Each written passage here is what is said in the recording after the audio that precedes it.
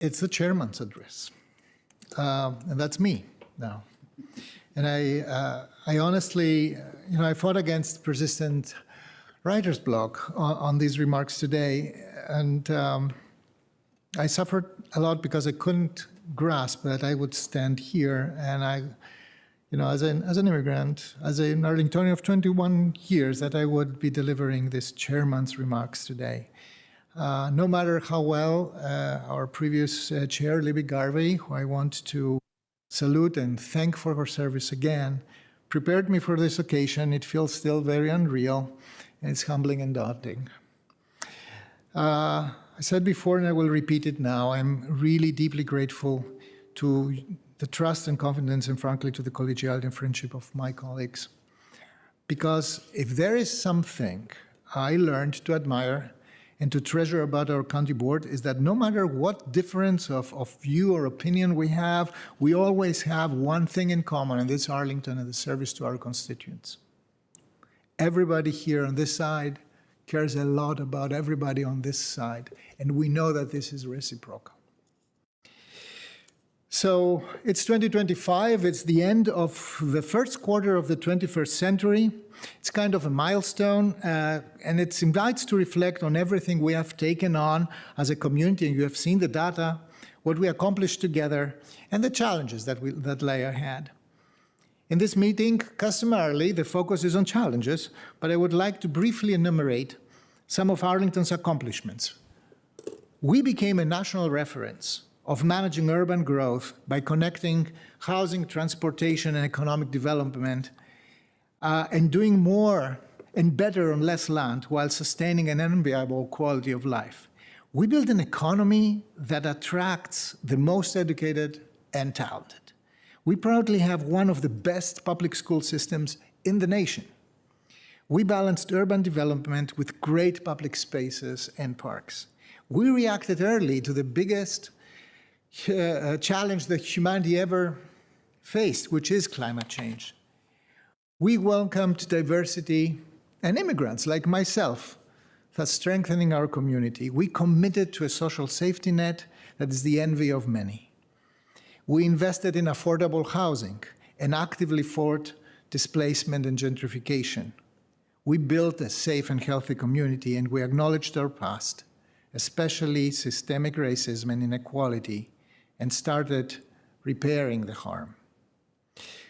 As we matured, a form of governance, and that's more than just a form of government, which is based in participation and continuous civic dialogue and respect and civility. So, not surprisingly, this list of accomplishments is also a guide to the challenges we're facing today.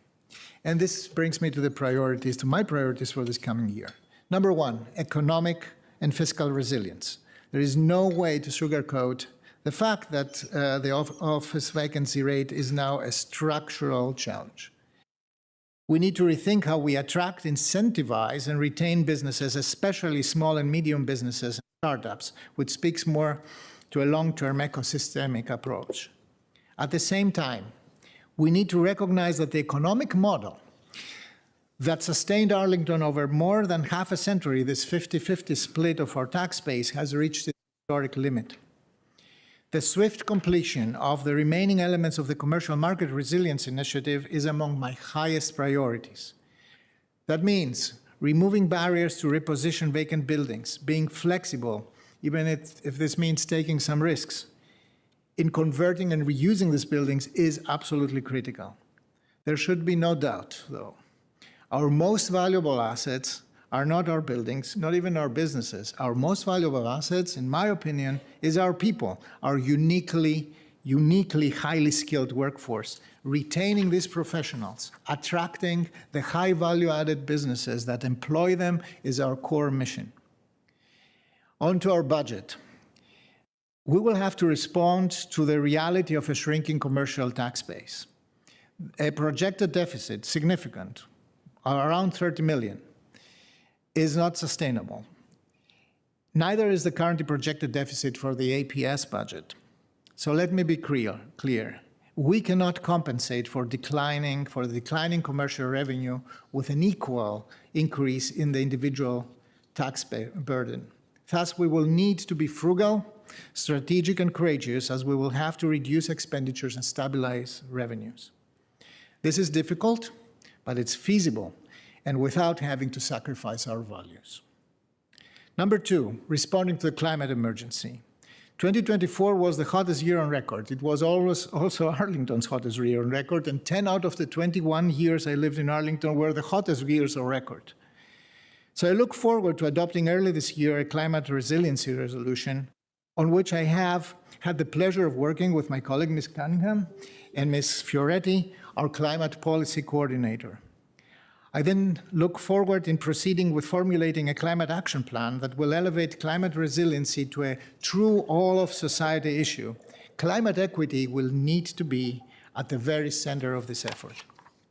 Noted on the side, I continue to consider the residential low coverage study as an opportunity to curb imperviousness, to improve on stormwater management, preserve and enhance tree canopy, and reduce urban heat island effects. Number three, our housing crisis. Chronic lack of housing supply is the cause of our housing crisis. While we continue to have a vigorous debate about how to solve underlying systemic problems, I'm referring to zoning reform and land use, we should proceed with practical steps that serve the goal of offering realistic, attainable housing options to more people. Beyond staying the course of our affordable housing support, like AHEV, the Affordable Housing Investment Fund, housing grants, eviction prevention, homelessness prevention, I look forward to be resetting our condo initiative, as I see there a medium-term path to attainable homeownership. I really appreciate Ms. Coffey's leadership on this, and I will be focusing on working with her on doing the most out of that.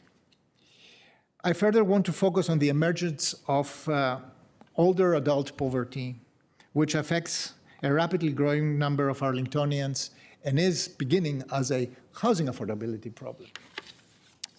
2025, the next one is safe streets and transit. 2025 will see the bulk of the work on updating our master transportation plan. Arlington will be a champion of efficient and safe urban mobility. We have a real chance to further reduce car dependence and prioritize safety, walkability, bikeability, and transit. However, working on a good plan should not delay action where it is urgently needed, like, for example, making South Carolina Springs Road safer now. I also look forward to the completion this year of the Columbia Pike Multimodal Improvements Project, which, while overdue and necessary, has impacted significantly the neighborhoods and the businesses along the Pike. Number five, youth and mental health. Overdose numbers and fatalities are down.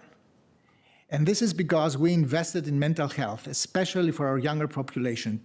To be clear, taxpayers' money saved lives.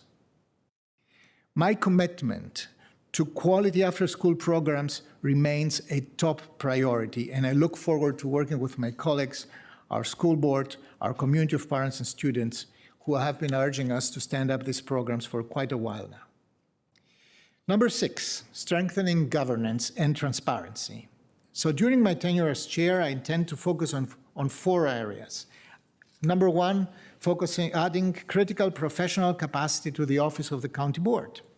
More often than not, what is perceived to be a lack of constituent responsiveness, it is actually a lack of capacity. I look forward to the addition of 2 new positions to the county board office team, and also forward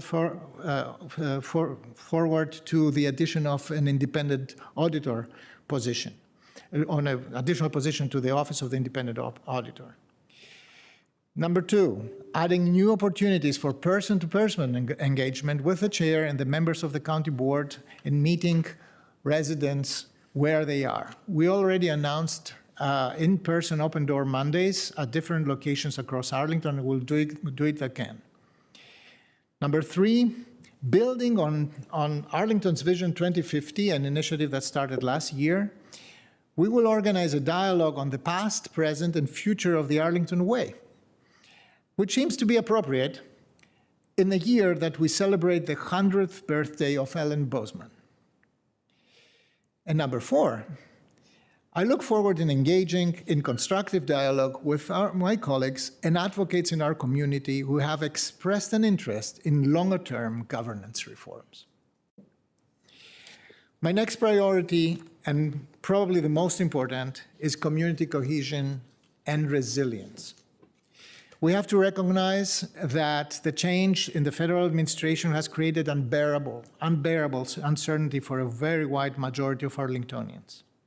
While we have little choice other than having to adjust to a changing environment, our values cannot and will not change.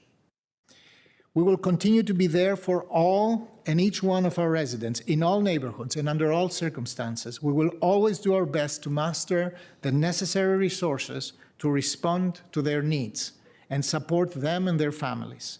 This is Arlington. We care for each other, especially in difficult times. Every time you enter in a library, a school, approach a service counter, or need help in an emergency from an officer, or enrolling in a Parks and Rec program, you will be in a safe, friendly, helpful space. You will be welcomed with respect by our outstanding staff, who, like all of us, is part of who we are, a caring, learning, participating, sustainable community in which each person is important. So with this, I finally close, wishing you a happy, healthy, forward-striving, and productive new year. In Greek, this would be Chronia Polla, Kali Chronia, and in the language that most of our foreign-born residents speak, which is Spanish, is Feliz Año Nuevo, Feliz y Próspero Año Nuevo. Muchísimas gracias. Thank you very much.